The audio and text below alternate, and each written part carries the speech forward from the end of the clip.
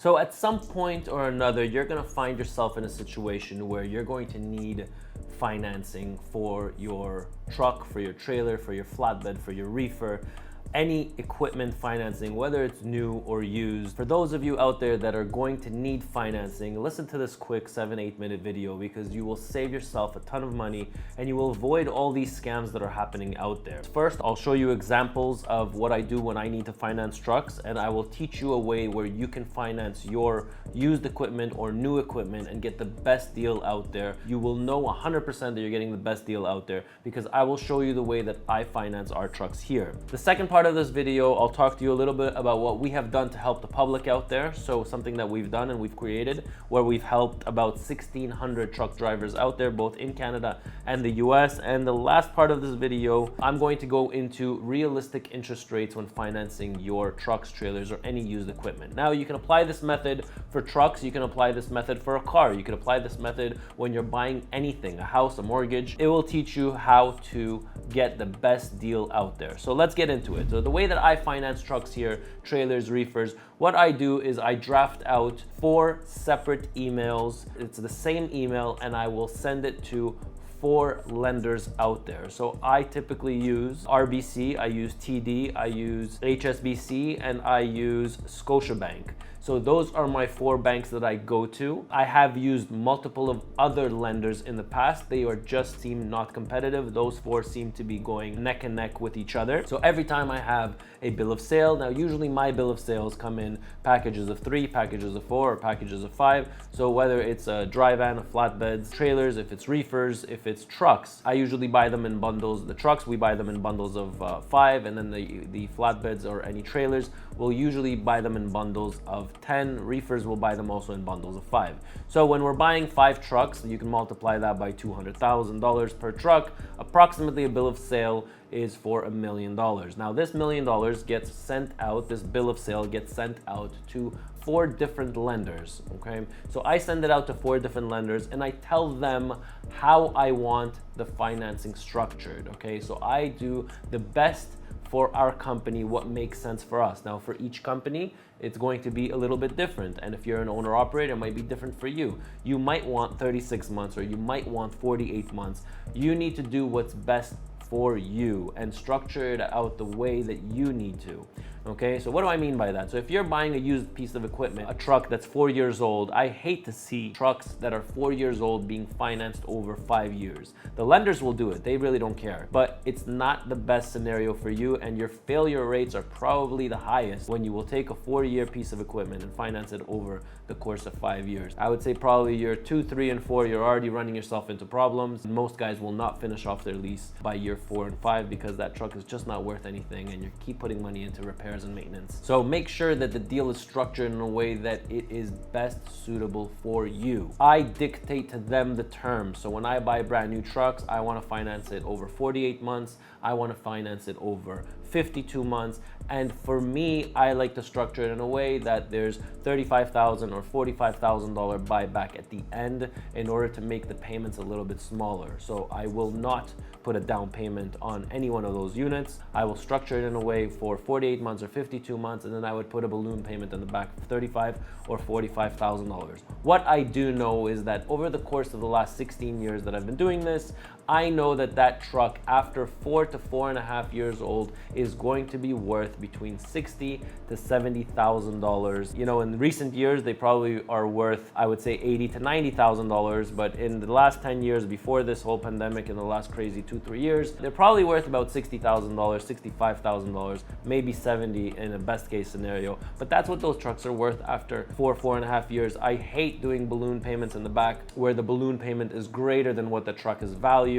It gives you no incentive to pay off that truck. The smaller the buyout is, the better it is for you. Yes, every month you will be paying a little bit more, but you really don't feel those $50 or $100 every single month. You will feel that $10,000 buyout at the end of the 48 months. So Number 2 is remember that you need to dictate the terms to the finance companies for what is best for you. The next thing that I would like to talk about is what we have done to help the public. In the last year, I've been promoting this link that I have created, a form. I'd like to show you this form. So it's a HubSpot form, and I have made this form whenever somebody fills it out.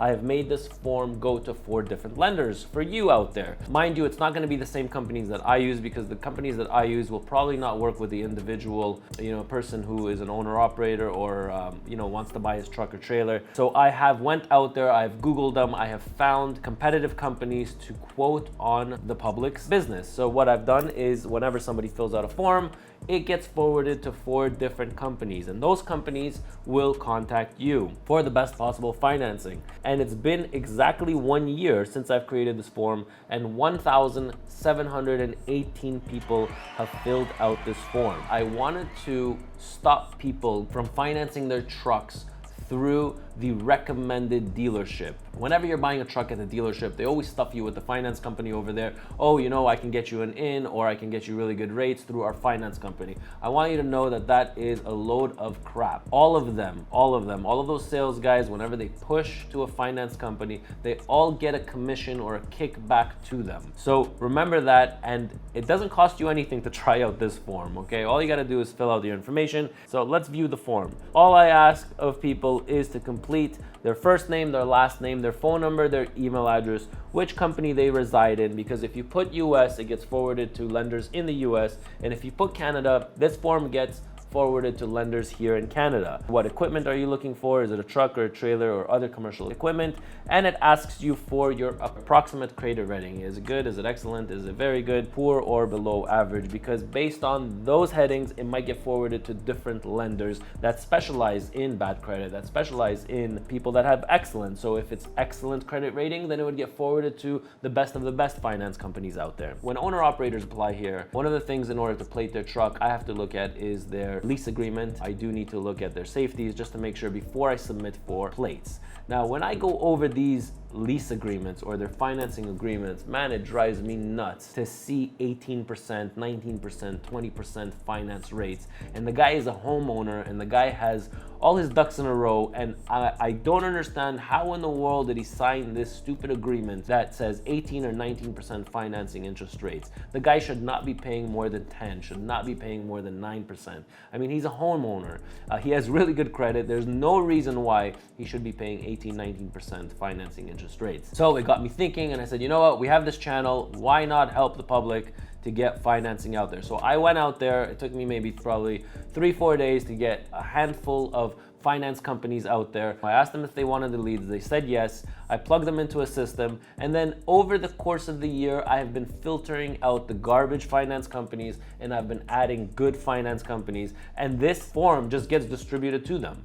Right? So why not? Yes, your phone, you'll get a couple of phone calls from different finance companies. You might get 3 or 4 phone calls from different finance companies, but they specialize in trucking. I made sure that the companies that are a part of the system, that they specialize in truck drivers, they specialize in financing trucks. I didn't want just regular finance companies, because I think that trucking is a special niche and really needs somebody that knows what they're doing when it comes to trucking. Same thing with mortgages. I mean, you're not gonna go to somebody that finances truck loans to get your mortgage. You can, you probably could, but I don't think that that's the smartest thing. I would rather go to a mortgage specialist when I'm buying my home, and that's the exact same thing that I want when I'm buying a truck. So that's what we've been able to do. We've been able to help 1,750 people approximately that filled out this form. The form went to the finance company. Whether they closed the deal or didn't close the deal, that I really don't know. But what I do know is that I do get a lot of emails saying, thank you, Ronan, so much. I know that Brian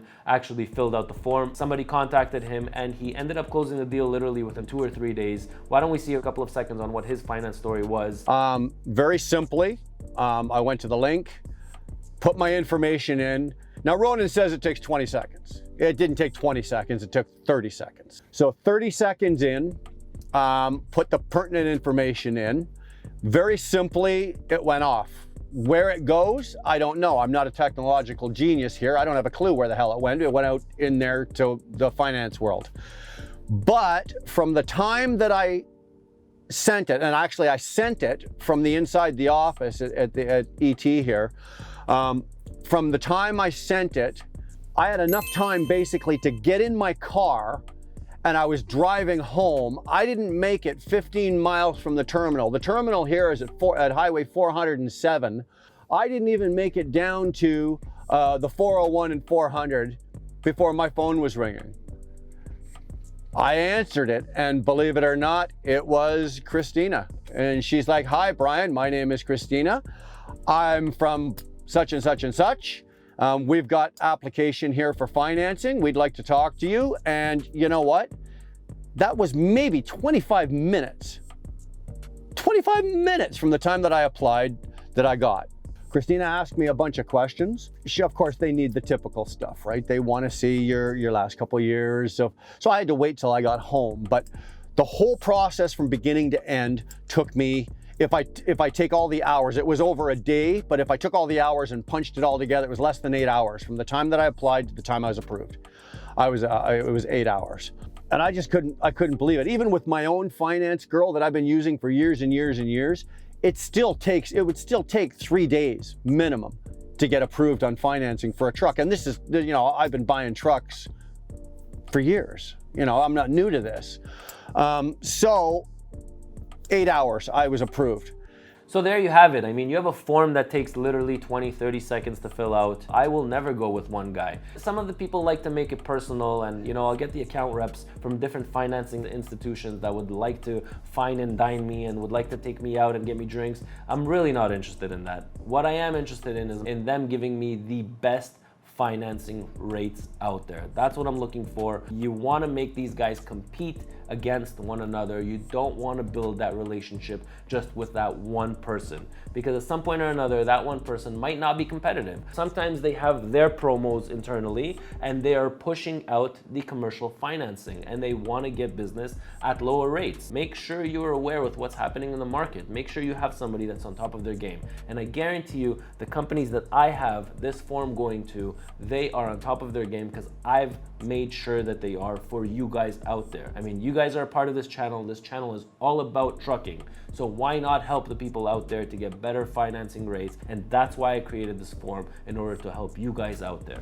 Last thing I'm going to talk about is realistic interest rates. Normal realistic interest rates, I mean, you probably all know that in the last 6 months, the interest rates have significantly climbed up. I know that I used to finance trucks, I think at the low 3s, and now I'm financing trucks probably at the high 4s. So realistic interest rates, probably as an owner operator, you're probably getting anywhere between 8 to 12% if you have really good credit and you're a homeowner. If you have mediocre credit, you're probably looking at 13 to 15%.